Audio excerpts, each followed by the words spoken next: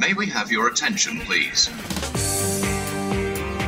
Driving and riding for work presents one of the biggest risks to business. It's actually greater than manual handling or falls from height. We know that over 1/3 of all road traffic collisions involve somebody driving for work. And we know that employers' liability for that risk extends not just to employees, but also to those contracted to work for an organisation. With that in mind, Network Rail, as part of its own activities to reduce road driving risk, wants all its supply chain members to sign up and implement the Driving for Better Business programme. The freight sector is doing the same. To find out just what's involved in getting to that point, I'm talking with Anne-Marie Penny, Senior Road Safety Policy Advisor at National Highways. Anne-Marie, welcome back to the RSSB podcast. I've hinted at why an organisation might want to, or need to get its supply chain members to subscribe to the Driving for Better Business programme. Could you expand on that and tell us why National Highways chose to do it?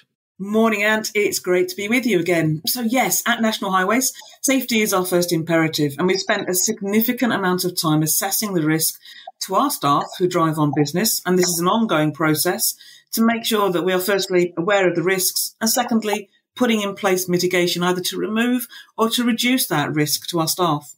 And secondly, as a client, we have that duty of care to our contractors. Managing health and safety with suppliers includes work-related road risk. And although incidents on the road are not RID or reportable, there is a requirement under health and safety for National Highways as an employer and a client to address work-related road risk, not only with our own organisation, but also with our suppliers. Thank you, Anne-Marie. For the rail industry to engage every supplier is going to be a major task. We have civil, mechanical and electrical engineering companies, designers, consultants, other specialist experts, as well as suppliers of rail replacement buses and taxis for passengers and staff.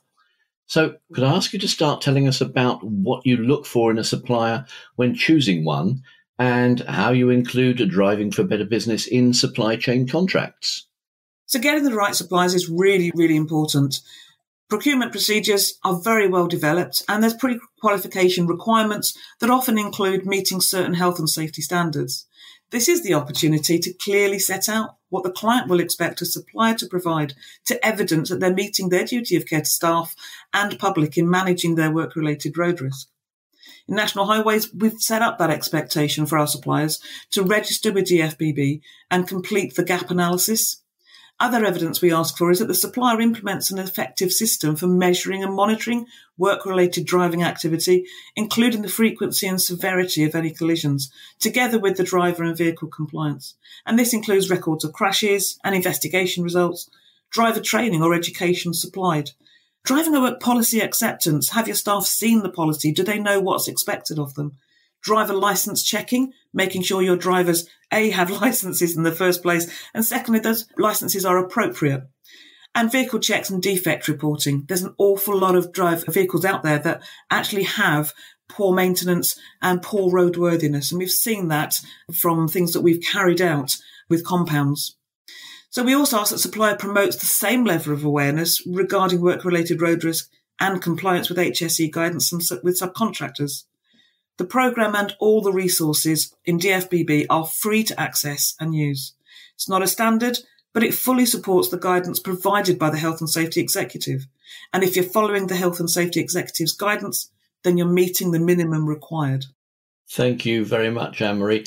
Could you tell us then now, what is National Highways' own experience of implementing this? So we've completed the gap analysis ourselves, looking at our own staff, and it's identified areas where we need to focus more closely, and work is now underway to address that.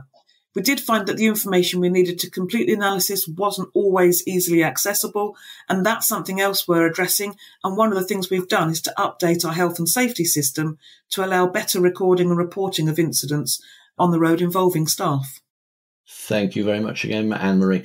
So where can people find more information? Well, firstly, have a look at the guidance from the HSE. If you just Google Driving for Work, HSE, that will bring you up with their new guidance, which was launched last September. We've worked more closely with the team to promote the changes at the health and safety event at the NEC last year, and that's an ongoing process. So if you go to the Driving for Better Business website, you'll also see a summary of that new guidance. Secondly, go to the Driving for Better Business website, register and have a look at the gap analysis to understand where your focus needs to be. There are tools and resources for every step of the way to help employers get this important area of health and safety right. In addressing the issues, our members have found that they've also improved their bottom line because not controlling this risk often results in higher costs in managing fleets and drivers. And finally, if you have a supply chain that use vehicles as part of the contract with you, make it a specific part of progress meetings. Point them in the direction of the HSE and Driving for Better Business. And to help with managing work-related road risk with suppliers, we've produced a document which will be released shortly. At National Highways, the safety of our people and those that use our roads is at the heart of what we do. And regardless of the legal requirement, managing work-related road risk is the right thing to do. Thank you very much, Anne-Marie. It's a very poignant and important note to finish on. We've already recorded and published one episode on the HSE guidance, and we will have more coming up in the near future on accident investigation and legal liability. But for now, thank you for listening and stay safe.